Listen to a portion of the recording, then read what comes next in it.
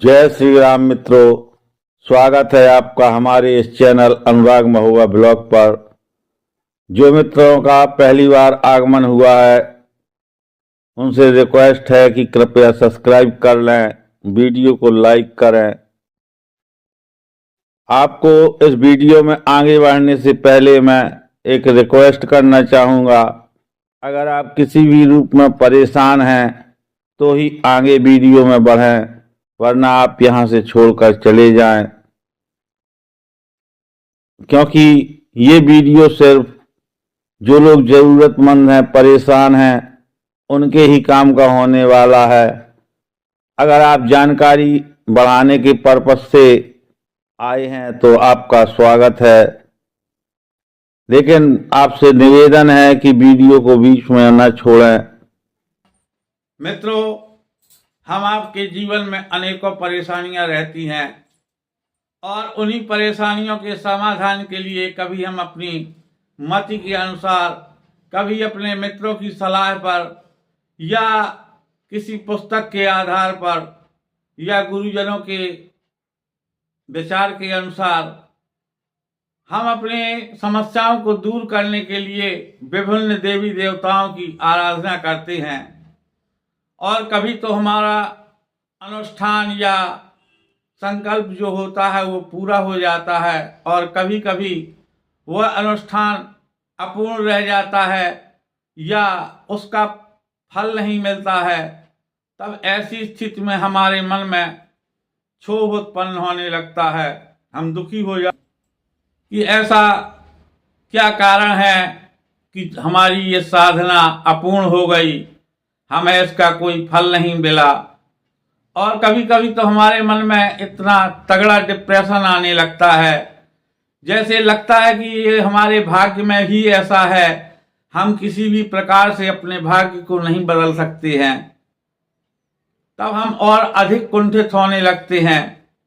लेकिन अगर आप विचार करें कि ऐसा क्या था जो हमसे छूट गया, या हमारी ऐसी क्या गलती थी जो हमने की, या जिसे हम समझ पाए या नहीं समझ पाए, लेकिन जब आप पुनर्विचार करेंगे तो आपको अवश्य ही अपनी गलती समझ में आ जाएगी।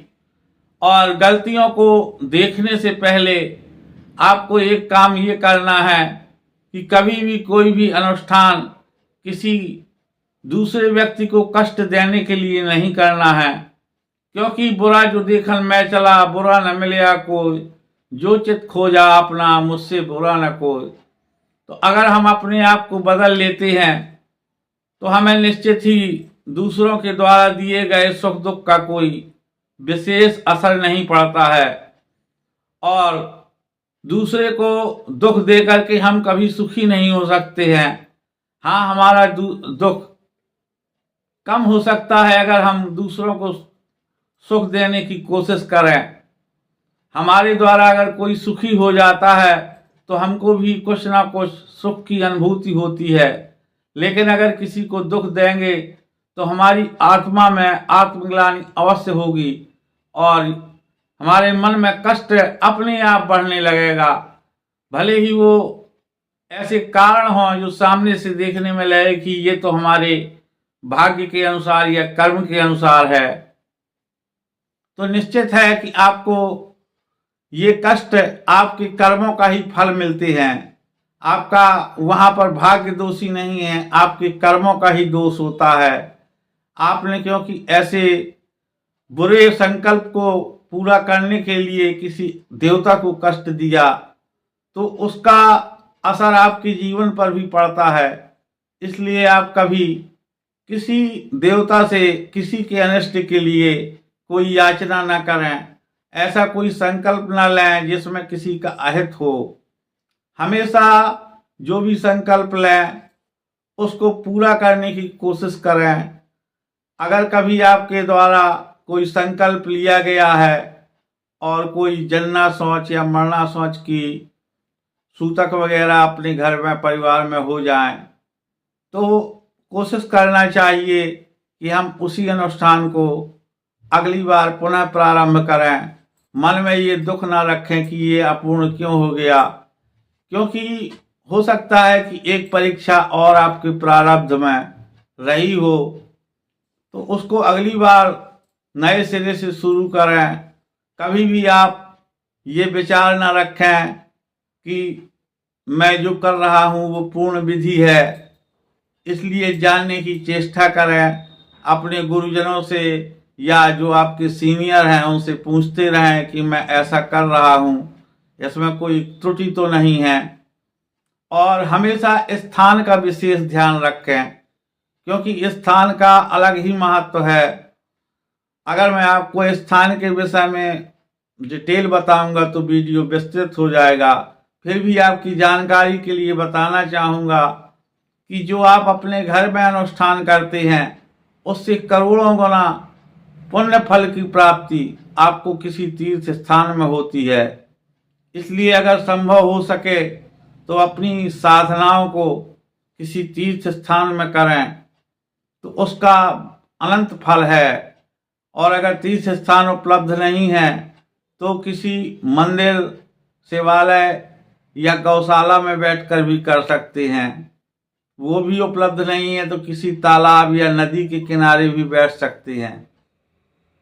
और जब कोई विकल्प ना हो तब ही घर पर करें, क्योंकि घर पर शुद्धता का पूरी तरह से वहाँ पर निर्वहन नहीं हो पाता है, क्योंकि हमारे आपके घर में कुछ बच्चे भी होते हैं, बुजुर्ग भी होते हैं, या स्थान की कमी होती है। लेकिन मंदिर वगैरह में ये दोष आधे से कम हो जाते हैं। केवल आपकी खुद की शरीर की स्वच्छता का महत्व होता है।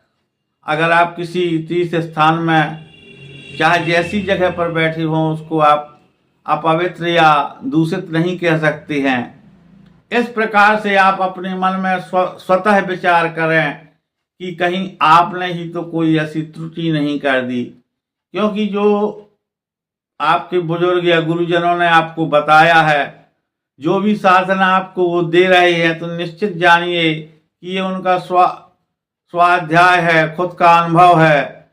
तो ऐसे खुद के अनुभव में वो आपको गलत डायरेक्शन नहीं करेंगे।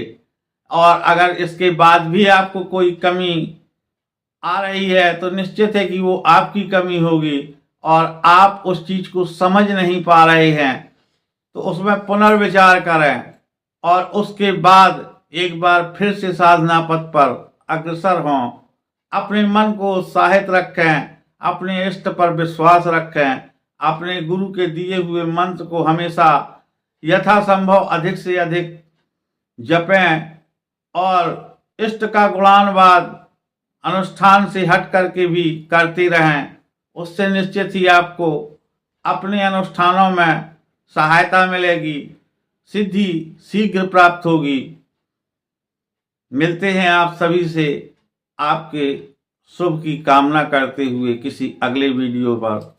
अगर आज आप चैनल पर नए हैं, पहली बार आए हुए हैं, तो कृपया चैनल को सब्सक्राइब कर लें, वीडियो को लाइक जरूर कर दें और सीताराम।